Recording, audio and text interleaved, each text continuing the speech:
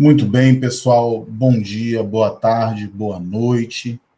Estou gravando esse conteúdo aqui com vocês com um propósito bastante específico, que é o de continuar essa apresentação sobre o papel da tecnologia na contemporaneidade, falando especificamente de forma voltada para a nossa disciplina, que é uma disciplina que trata das tecnologias para informação e comunicação no ensino de história. Muito bem. O que a gente está tratando aqui é um assunto que nós poderíamos seguir os manuais e tratar de forma até razoavelmente banal. Mas eu gostaria de chamar vocês a atenção para observar, através do ponto de vista do que representam essas discussões. Por que eu estou chamando a atenção para isso? Porque eu estou chamando a atenção de vocês para um papel no qual nós, como docentes e futuros docentes, fundamentalmente, podemos contribuir para não só uma formação da área de história de forma mais centrada na capacidade em contribuir para um debate inovador, para um debate construtivo, em um plano amplo de relações nas quais nós estamos envolvidos, e esse plano inequivocamente se trata da chamada Quarta Revolução Industrial ou da Revolução 4.0, que é um contexto que, em sua enorme e esmagadora maioria, está voltado para alguns assuntos que são assuntos que, afinal de contas, nós temos razoável conhecimento. Quais são esses assuntos que são tendências que nós estamos lidando? Nós estamos lidando com a tendência da automação, da digitalização, da realidade aumentada, da inteligência artificial. Nós estamos lidando com o contexto da comunicação móvel e nós estamos lidando agora com a pandemia, com o contexto no qual as relações presenciais disputam espaço com as relações presenciais. É claro que tudo isso que eu falei, na verdade, não é algo exatamente novo. A tecnologia, apesar de encontrar, segundo as teorias do desenvolvimento tecnológico, apesar das tecnologias encontrarem-se em um contexto através do qual elas progressivamente proporcionam momentos revolucionários, ou seja, momentos nos quais a introdução de técnicas progressivamente gera um acúmulo de expertise e de experiência, no qual aquele contexto tecnológico é capaz de revolucionar, de reevolucionar o campo do que são as tecnologias vigentes, criando novos paradigmas, é algo que nós podemos lidar. O que eu quero dizer com isso? Em síntese, afora os postulados e aforismos que nós estamos colocando aqui em questão. O que eu estou querendo dizer para vocês, pessoal, é que nós temos uma primeira potencialidade muito grande ao olhar a discussão das TIC no campo da história, que é uma percepção mais endógena, mais autocentrada do que representa, de fato, o papel da tecnologia no campo da história. Isso quer dizer que nós estamos olhando para como a tecnologia influencia o nosso jeito de pesquisar, o nosso jeito de ensinar, o nosso jeito de comunicar história. Essa é uma primeira dimensão. Mas há também uma segunda dimensão extremamente importante, que é a capacidade que não só a história, como um campo disciplinar do conhecimento, tem em receber ou sofrer ou lidar com a influência de outras áreas do conhecimento, mas a capacidade que nós temos em influenciar também outras áreas. Por quê? Porque nós estamos falando aqui de uma área do conhecimento que é, como todos nós conhecemos, de uma vastidão, de um ecletismo e de uma flexibilidade nas formas de construção da epísteme e da empiria que são verdadeiramente significativas. Não é à toa que a área de história ela é observada com muita atenção e goza de razoável prestígio da parte de outras áreas do conhecimento correlatas, mesmo fora das humanidades.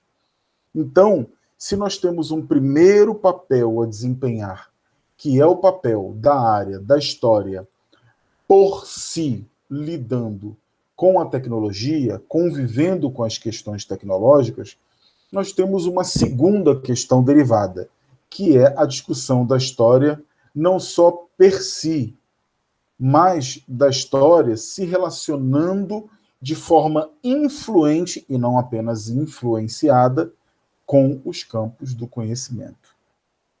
Isso impõe para a gente essa percepção estratégica, essa percepção de uma diversidade, ela coloca para a gente um desafio muito sério.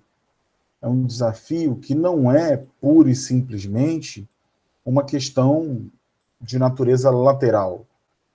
Se nós estamos aqui nessa discussão acatando a hipótese que nós temos um contexto, vejamos só, que nós temos um contexto tecnológico no qual nós estamos interagindo ativamente com questões que são relacionadas ao campo da influência da área de história, nós temos um papel significativo desde o princípio com a nossa capacidade em criar soluções.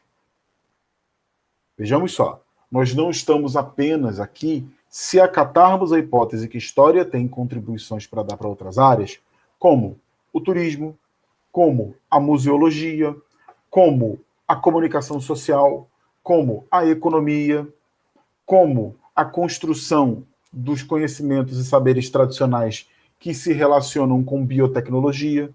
Se nós estamos lidando com tudo isso, nós temos um papel consequente no relacionamento com a pesquisa e o desenvolvimento como um processo que não nos é usual, que é razoavelmente compreendido como um processo no qual nós fazemos muito mais pesquisa do que desenvolvimento, ou seja, nós fazemos muito mais apreensão e reflexão sobre o conhecimento do que exatamente a produção de soluções prototipadas. Se a gente tem esse compromisso, se a gente tem esse papel com uma situação que nós doravante estamos aqui chamando de problema, ora, nós temos uma discussão a fazer do ponto de vista prático da formulação de uma agenda do conhecimento. Ou seja, nós estamos de frente de uma possibilidade para que, ao lidar com um determinado problema, como, por exemplo, como nós podemos contribuir de forma inovadora para ações, trabalhos, produtos, serviços, enfim, tudo que cerca uma atividade profissional. Do campo de vista, por exemplo, do turismo. Nós precisamos imediatamente, ao lidar com isso, compreender esse plano relacional amplo, que é o plano relacional de projeção de expectativas, ou seja, da gente ver como, onde, quando a gente quer contribuir e entender que essa construção ela é um cilindro, como está aqui na imagem. Ela é um pipeline de algo que os setores aplicados trabalham, chamado desenvolvimento.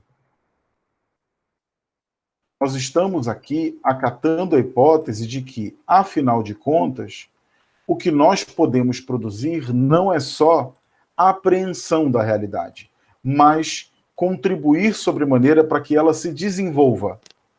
Nós podemos, portanto, não só sermos agentes reflexivos, ou não reflexivos, evidentemente, sobre o campo do conhecimento histórico e a construção epistemológica da história.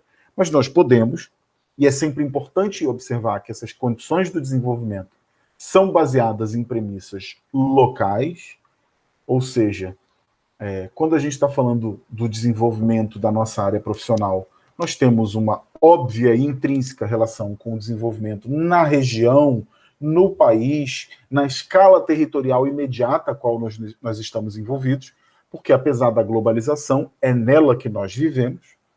E isso posto, pessoal, a gente tem aqui a necessidade de não só defrontar-se com um problema, mas em formular uma agenda para lidar com essa situação, problema.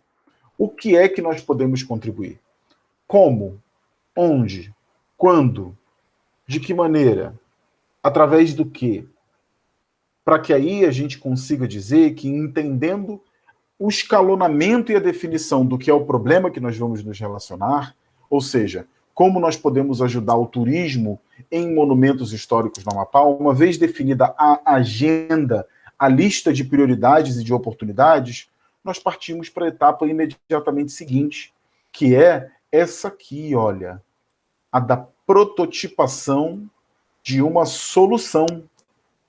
Ou seja, para que a gente possa dizer, nós entendemos que, por exemplo, um problema desses patrimônios históricos é que eles não possuem interação com a internet. Não tem bons sites, ou então indo lá você não encontra QR codes, ou você não encontra links para poder saber mais, enfim. São várias soluções prototipáveis. Quando se pensa a prototipação de uma solução, nós estamos falando na construção de saídas viáveis para esses problemas formulados. E uma vez pensado isso, pessoal, é quase que lógico que o que nós idealizamos como protótipo não necessariamente está validado. Então, o que nós precisamos fazer? Nós precisamos validar essa solução, submetendo ela a testes, a debates, a contradições. Então, por exemplo, se eu vou pensar um aplicativo para falar desse patrimônio histórico, eu preciso levar ele para avaliação dos pares, do mercado, da sociedade, do governo, dos mais heterogêneos grupos, cujos quais nós estamos entendendo que a nossa tecnologia da informação e comunicação em história pode contribuir. E uma vez validado, a gente parte para legitimá-la, ou seja, para construir uma forma na qual ela atenda às exigências legais e às políticas de execução, considerando questões como, por exemplo, comitê de ética, como, por exemplo, o papel disso à luz do interesse, de fato, da população e do governo, ou seja, a criar uma aderência com legitimidade, o que é muito importante. Em seguida, pessoal, a gente parte para implementar essa ação pública e política, ou seja, para criar e aprimorar instrumentos e recursos para sua execução, buscando maneiras de levar esse software, de levar esse aplicativo, de levar esse site, de levar essa enciclopédia online, de levar esse plano de instalação de placas ou QR codes ou de realidade aumentada para a realidade. Ou seja, temos o protótipo, está validado, legitimado e agora ele deve ser implementado. Para daí a gente poder saber se após essa implementação, com indicadores de desempenho e monitoramento de resultados, esses resultados são positivos ou não. Se os resultados não são positivos, nós continuamos com o problema original. Nós continuamos com o problema anterior. Mas mesmo se nós conseguimos atingir algum êxito, nós temos, dentro dessa agenda formulada, novos problemas e novas questões para serem observadas. Isso aqui é apenas um exemplo, gente, de um pipeline, de uma linha de desenvolvimento, de protótipos, de políticas públicas, de vários exemplos. Mas nós podemos fazer isso pensando em várias escalas, com várias outras alternativas, para que a gente possa entender justamente esse papel, no qual o nosso conhecimento ele não é simplesmente uma implementação de ideias de outrem, mas a adoção de uma chave inovativa, na qual nós podemos implementar práticas de ideias que resultem, de fato, na introdução de novos bens ou serviços. Ou ainda que a gente melhore o que já existe. Um elemento comum nas diferentes definições do que é esse papel inovador, do que é inovação, é o foco na novidade, na melhoria e em novas formas de difusão. Isso ocorre por meio do fornecimento de produtos, de processos, de serviços, de obras de arte, de modelos de negócios que os inovadores disponibilizam ao mercado, ao governo e à sociedade. Então, o que eu estou querendo dizer aqui, gente? É que nem sempre a gente precisa ser só consumidor. Nós podemos ser produtores de soluções ligadas ao campo da história. A história não é apenas uma intérprete e uma leitora. A área da história já consegue contribuir com produtos. Como nós poderíamos enumerar exemplos de produtos? Eu vou mostrar algumas coisas para você. Já mostrei na aula passada a questão do museu no Minecraft, não é? Esse é um bom exemplo. Um outro bom exemplo do que a gente pode fazer na prática para aproximar o conhecimento histórico de outras áreas do conhecimento é a gente pensar, por exemplo, canais de comunicação da área de história no YouTube. Esse aqui é um exemplo talvez dos mais notáveis, em que o Eduardo Bueno, que é um jornalista que gosta e escreve muito bem história, tem um canal no YouTube, que toda quarta e domingo tem um novo conhecimento. Pasme, gente, o Eduardo Bueno já falou até de Mazagão. Vocês sabiam disso? Olha só que bacana. Vai ter um intervalinho aqui, que não tem jeito, porque tem o patrocínio do YouTube. Então, vamos dar uma banda? Ah, claro, óbvio, vamos dar uma banda. Onde vamos? A Mazagão. Mazagão? Onde fica Mazagão? Cara, tu não sabe onde fica Mazagão? Pá, mas tu é muito ignorante. Vamos a Mazagão, cara. Mas eu não sei onde é que fica Mazagão. Onde é que fica Mazagão, cara? Fica no Amapá. Não me enrola, cara. Eu sei que Mazagão fica no Marrocos. No Marrocos ou no Amapá? No Amapá ou no Marrocos? Afinal, onde é que fica Mazagão? Qual é a história de Mazagão? O que Mazagão tá fazendo aqui? Olha que legal, gente. É um produto aqui. Destruição, devastação, desolação. Venha conhecer a trágica história de Mazagão.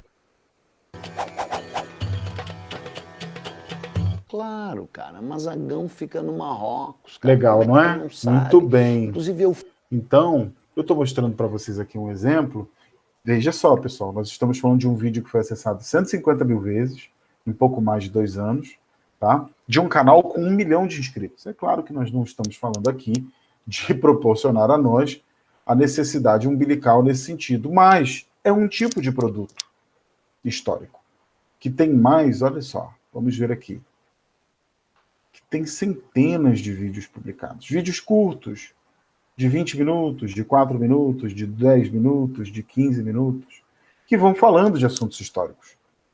Essa é uma alternativa e é um produto. Por quê? É um produto. Porque ele é consumido sem a presença de quem o fabricou. Ele não é um serviço prestado.